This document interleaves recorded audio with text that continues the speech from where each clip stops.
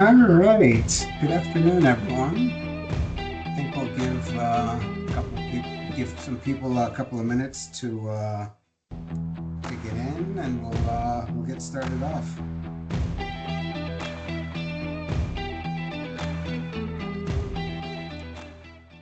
I guess at 1:31 we will fire up.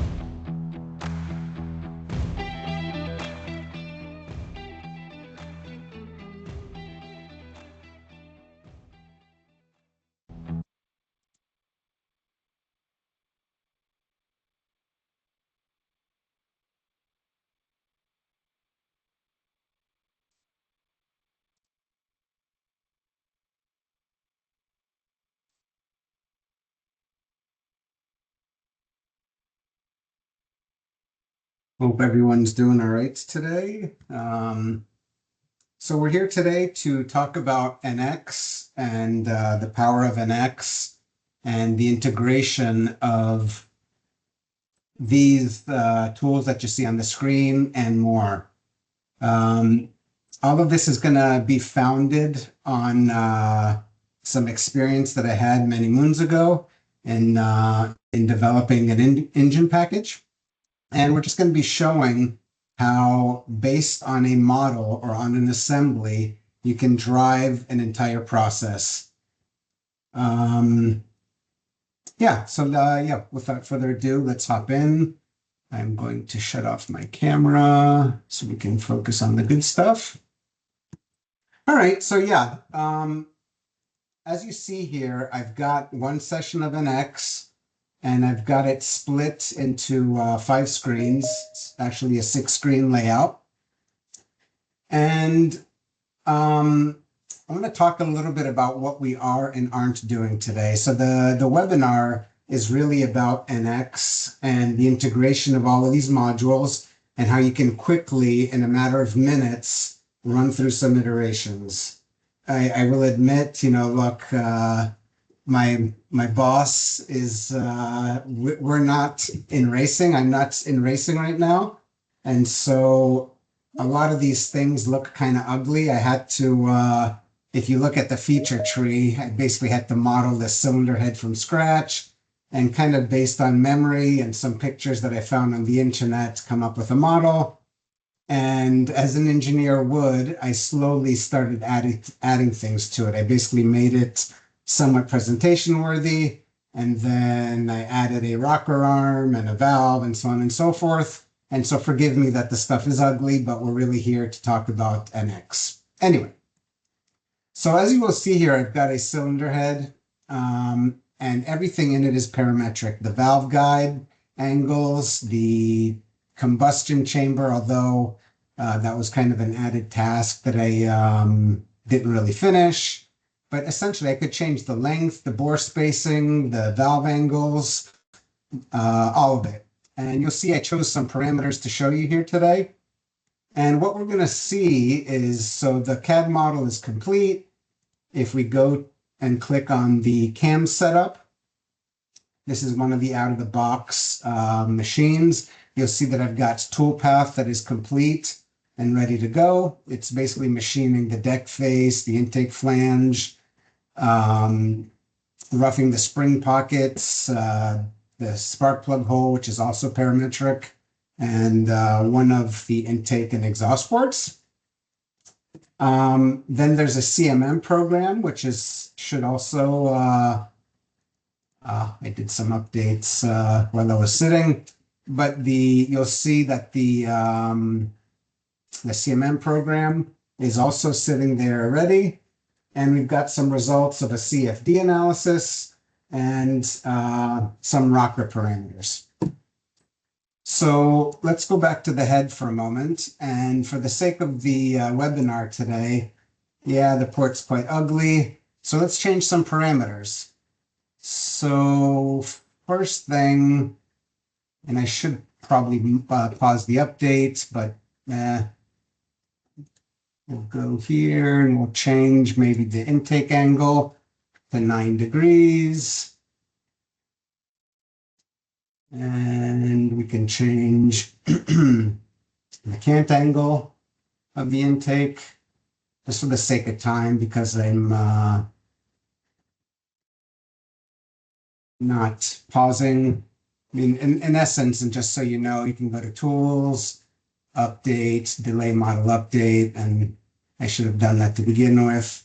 But by the way, I'm doing this live. This is not a video, just because I like, I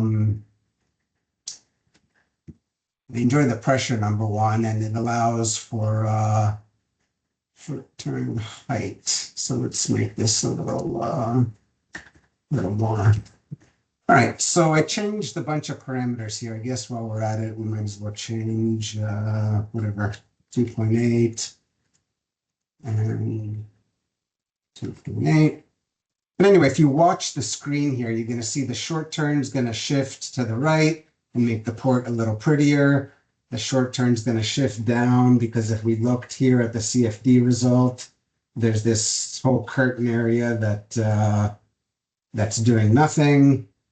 So yeah, so based on those results, I made a bunch of changes, and we'll go back to update, and we'll let everything. Let's turn that off. We'll let everything update, and if you watch the screen now, you should see everything jump. Anyway, the point while this is all happening is that as a user or as a team of users, you can have one assembly. You should have seen and noticed that the short turns no longer bulged out this way. We couldn't see it from this perspective, but it also raised up a little bit to make an attempt to make the distribution around the valve more complete. And there is also in the model here, but I have it hidden. Oh, yeah, and I'll show that real quick too. So I've got an intake valve and a rocker arm. And as far as the rocker arm analysis, you'll see right now we've got it being analyzed with a valve height or valve opening height of something like an inch. Intake valve angle.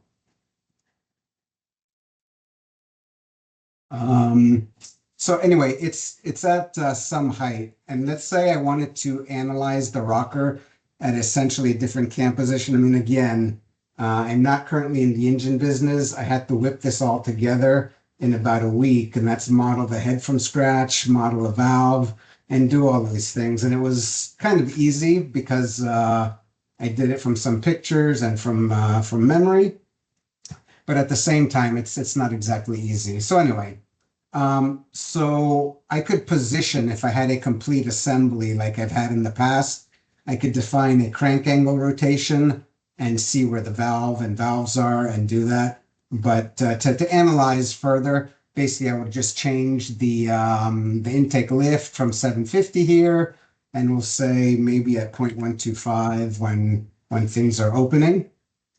And the vectors, this is the push rod vector, and the valve vector have just updated for my FEA. So we'll quickly make that happen. And we'll just come to the solution, and we can solve it at these new angles. And so what you're going to see here is that, we're 8 minutes into the presentation. We've made a bunch of changes, and the cylinder head is updated. We've done an analysis on a pertinent component. And that analysis is done, and we can look at maybe the stress results.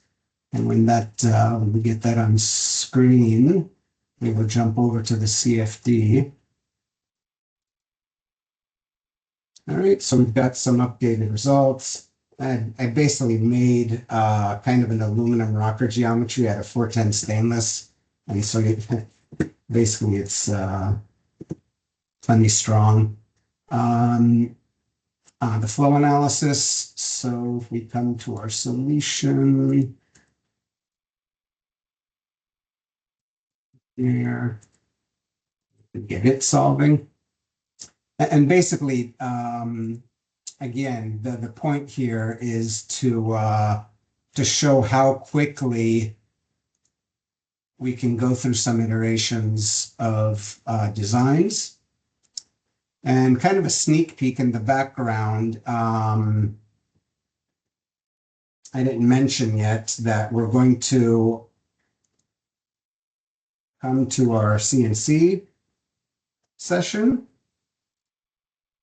So now that the head is updated, you see that all of the cutting files need to be updated. If you're not familiar with NX, essentially the Ghostbuster symbol means that something has changed and that the tool paths need to be regenerated. And so we're quickly regenerating those now. The porting is all in 5-axis simultaneous, and so it takes a little bit to update. But while that's updating, we also have our CMM program over here, and we'll watch the simulation of inspecting the cylinder head.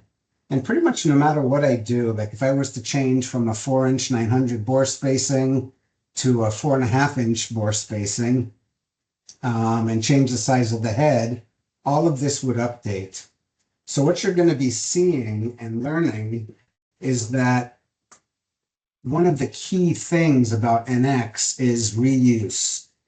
The Department of Defense and a lot of big companies are going down this path of model-based definition, and they're doing it because through the PMI, which I should show some of, that's on the cylinder head, but I have things defined like the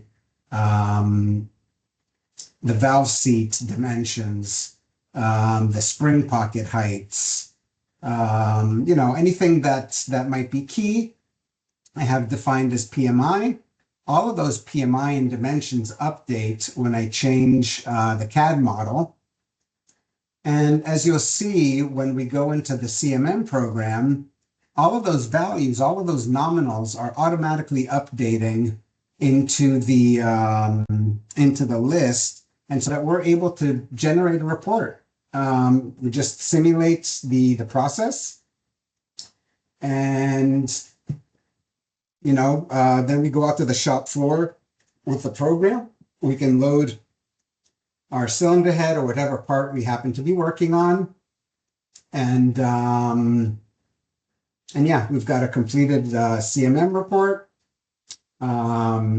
As you'll see in a moment, we'll have a completed NX CAM program.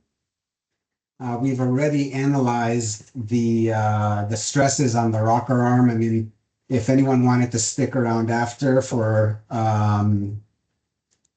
to see more, you see here that our CAM program is now updated. And we can zoom in here and verify. So here's the runner. Here's the bowl. And we can see, or we should be able to see that, that the short turn is shifted. But basically NX computed automatically using the tube rough and tube finish. These are some new operations in NX. I don't remember exactly when they came out, but basically,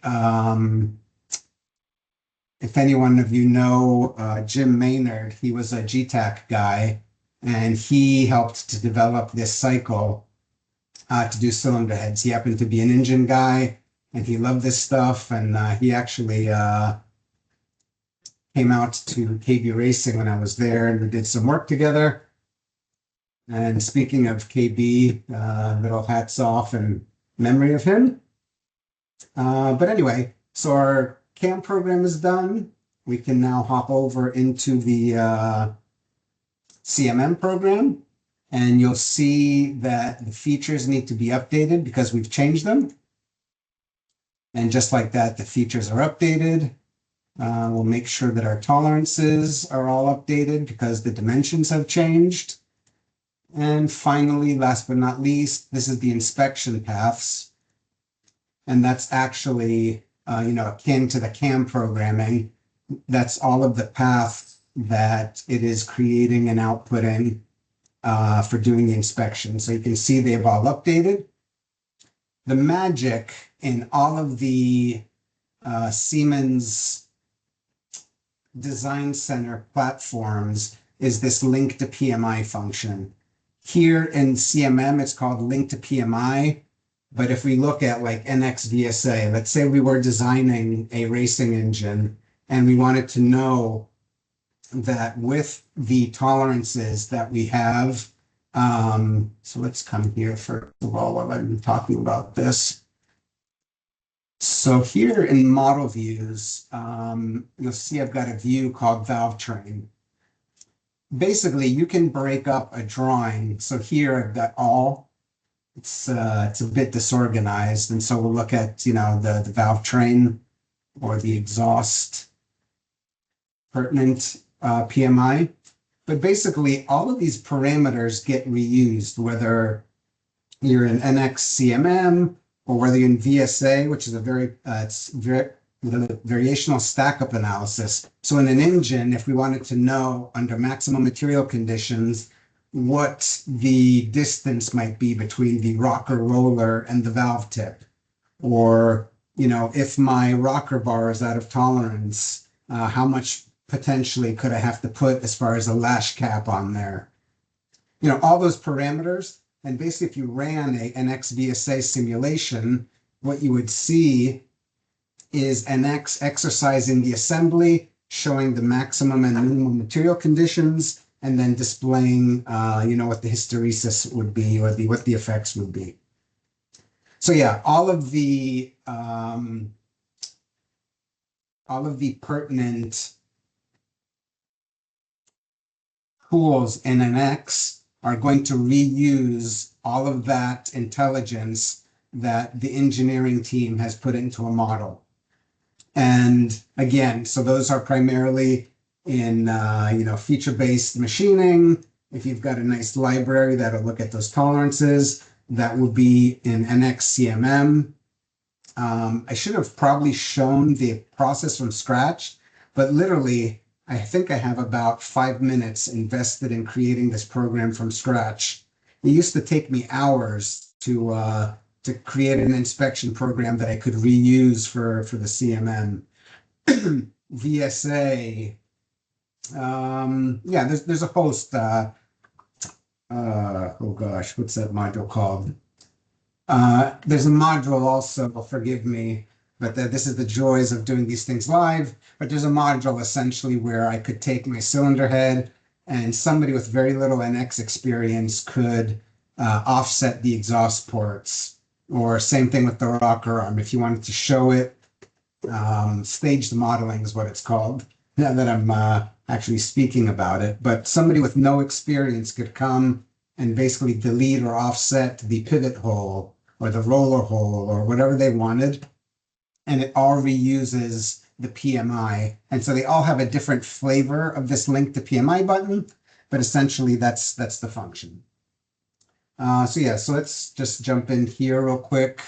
And if we click on inspection paths and go simulate machine, you will see that, and right now I've got collision detection off, but you'll basically see that we can go through and simulate the inspection of the head, showing the angle changes. Here we're probing the side of the head. Now, I think it just did the spark plug hole. And we just saw something interesting here. So if we backed up, you'll see that because it could reach, it probed this exhaust flange angle with the probe straight down. Personally, I would have adjusted that to be normal to that surface. And even an activity like that, so here, it looks like it chose to do it with a 0-0 angle, but you can come here, right click, say edit, and I want to specify the probe angles. And so maybe I would want to do an A of 90 and the B, I haven't run a CMM in so long, 0, I don't remember the angle of the flange. I just kind of came up with an angle. But anyway, you'll see it'll reorient the probe to be more normal to that angle. Or you could have it as it was, automatic, and it'll basically decide. That way, if you decide to change let's say you move the head and rotate it 90 degrees, it would recompute those angles. So anyway, I hope, yeah, we're already getting to the end here. We only had a handful of minutes, and we'll say from 1301 to 1331 to 1350. So 20 minutes have passed, 20 some minutes have passed, and we've made some fairly significant changes to the geometry in our part. We've done an FEA. We've updated our CNC program. We've redone our CMM inspection, and kind of as a final sneak peek, in our next tool time, what I'd like to show you guys is in this case, this is run my virtual machine, but I will show you run my VNCK or VNCK, and from within NX, you will see similarly the Siemens control booted up. Basically, we come out to your machine and copy your archive file out of your machine. If it's an operate Siemens 840D, and you can see, like, essentially, I'm going to run the control as though I am standing at the machine. I'm coming here and I'm going to select a program to run.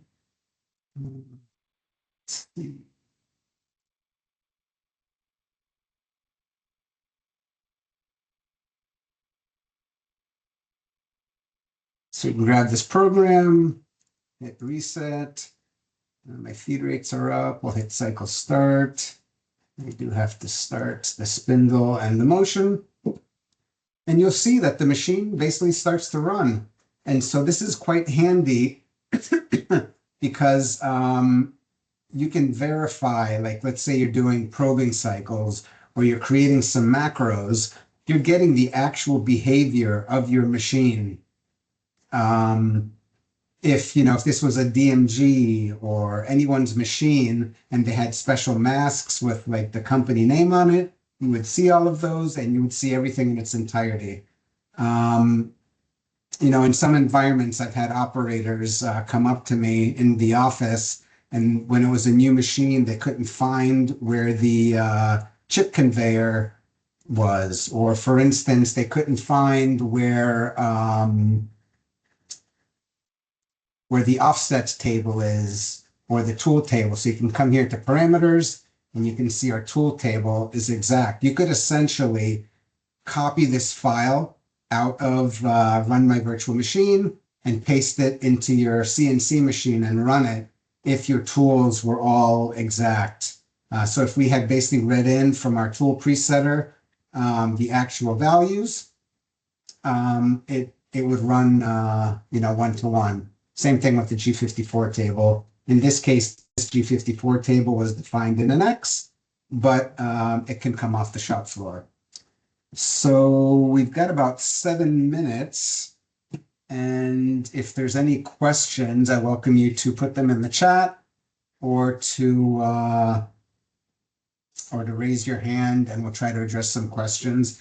And again, I know I kind of hopped through a lot of things, but I'm really excited about the stuff that we're sharing. I can turn my camera back on.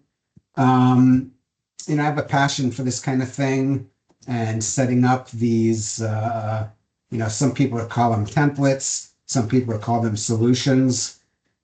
But yeah, they make it so that you can very quickly get a complex product out on the market, or, in the case of when I was at a race team, in a matter of months, it allowed us to test a bunch of iterations. I mean, essentially what you saw is that we made some changes.